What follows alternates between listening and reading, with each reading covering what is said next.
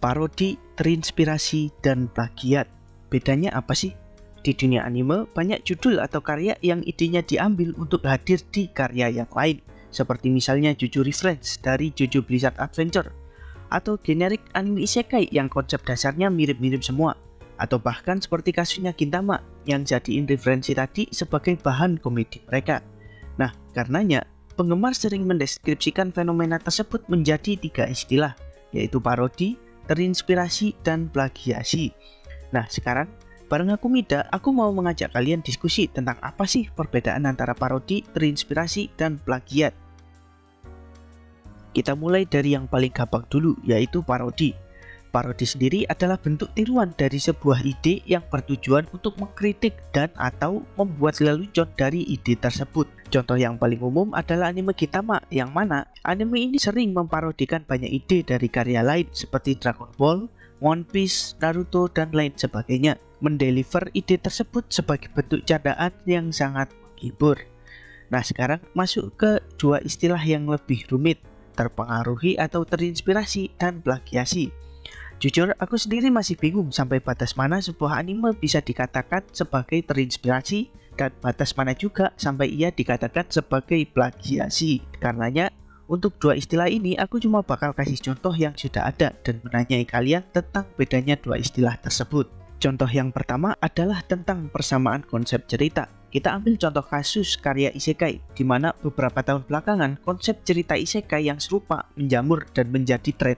Sebuah konsep di mana sang tokoh utama bereinkarnasi ke dunia lain yang budayanya lebih terbelakang dan ia diberkahi dengan kekuatan yang tak masuk akal. Ceritanya akan berpusat pada petualangan mudah sang main karakter sambil ngumpulin banyak waifu. Memang ada beberapa judul yang berhasil memberikan keunikan sendiri di karya mereka, tapi gak sedikit juga yang pada akhirnya berpaku pada konsep dasar itu dan gak punya hal lain yang spesial. Karenanya, saking banyaknya karya isekai, copy paste konsep ini akhirnya menjadi sebuah subgenre tersendiri, menjadikannya sebagai inspirasi untuk pembuatan karya yang lebih banyak lagi. Contoh selanjutnya kita beralih ke kasus yang pernah heboh dulu, Black Clover dengan power matanya yang dituduh sebagai plagiat Sharingan dari Naruto. Dimulai dari bentuk matanya sendiri yang sama-sama berbentuk seperti Makatama, lalu bentuk itu sama-sama melingkari pupil mata. Dan yang terakhir punya power dasar untuk memproses segala tindakan di skala kecepatan. Nah, perbedaan dari dua konsep ini ada pada cara dapetinnya dan ultimate powernya, di mana Sharingan hadir dengan rasa sedih yang mendalam dari penggunanya, sedangkan Tengetsu adalah dengan cara pengumpulan energi yang sangat tinggi. Tapi secara kebetulan juga ia aktif waktu tragedi terjadi. Untuk ultimate power, kedua mata ini sepertinya akan berkembang sesuai dengan kebutuhan cerita yang ada. Dengan persamaan dan perbedaan tersebut, bagaimana bisa fans melabelinya sebagai bentuk plagiasi? Kenapa harus plagiasi yang konotasinya negatif? Kenapa nggak terinspirasi atau terpengaruhi? Seperti di anime yang baru rilis musim ini, yaitu Magic at Muscle, yang dikadang-kadang menjadi gabungan dari One Punch Man dan Harry Potter. Tapi sepertinya nggak ada yang nyebut anime ini sebagai anime plagiat. Padahal dunia sihirnya kelihatan Harry Potter banget.